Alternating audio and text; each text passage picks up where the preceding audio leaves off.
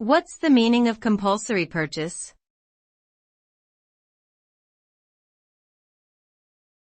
Compulsory purchase.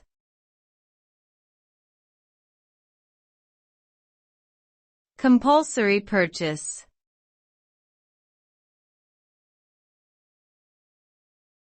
Compulsory purchase.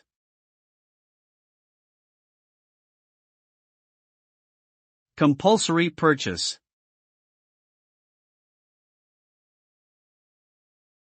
Compulsory purchase refers to the power of a government or authorized body to require the owner of a piece of land or property to sell it at a fair market value. This is typically done when the land is needed for public use, such as building a highway or airport. Once the purchase has been made, the owner relinquishes all rights to the property and must vacate it.